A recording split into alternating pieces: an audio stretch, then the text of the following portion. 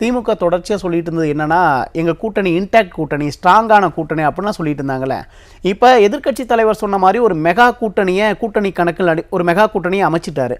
இந்த பக்கம் திமுக கிட்ட இருந்தானே அவங்க சொல்ற மாதிரி ஒரு பெரிய கூட்டணி இருக்கு. இருந்தும் ஏன் திமுக ஏன் பயப்படணும்? எங்க கூட்டணி இருக்கு?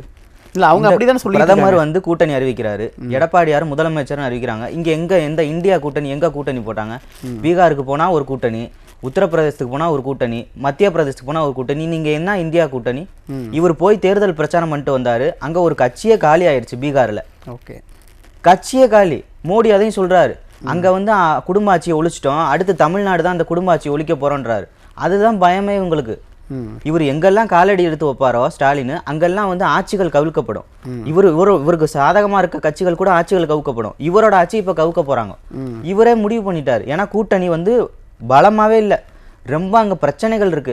எனக்கு இத்தனை கொடு, எனக்கு அத்தனை பெட்டி கொடு. போன தடவை 25 கோடி வாங்கினாங்க கம்யூனிஸ்ட், இப்போ இந்த தடவை வந்து 150 கோடி கேட்குறாங்களாம் கம்யூனிஸ்ட். ஓகே, ஒவ்வொரு தொகுதிக்கும் 150 கோடி. ஏன்னா உண்டியல் கொடுக்க முடியல அங்கே.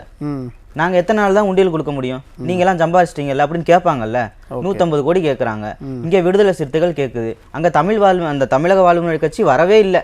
சட்டப்பேரவைக்கு வந்து அவரை விரட்டுறாங்க திமுக காரங்களே. இந்த நிலைமையில வச்சுக்கிட்டு நீங்க எப்படி வந்து அந்த கூட்டணி வந்து இன்டாக்டா இருக்குன்னு வைங்க, எல்லாமே அங்க பிரிஞ்சு போற நிலைமையில தான் இருக்கு அந்த கூட்டணி. மக்களும் விரும்பல. இதே வைகோ சொன்னாரு, கருணாநிதியின் கூட்டணியில வந்து நான் கூட்டணி வச்சேன், நான் கட்சியோட கூட்டணி வச்சேன்னா கல்லறை கூட என்னை மதிக்காதுன்னாரு. இதே திருமாவளவன் சொன்னாரு, கட்டு விரியான் கருணாநிதினாரு. இதே கமலஹாசன் சொன்னாரு, டார்ச் லைட்டை தூக்கி அடிச்சாரு. எப்ப 1980லயா 2021ல கருணாநிதியோட அந்த கண்ணாடி அந்த டிவியை உடைச்சது கமலஹாசன். இன்னைக்கு போய் கூட்டணி வச்சிருக்காரு. மக்கள் கேட்க மாட்டாங்களா?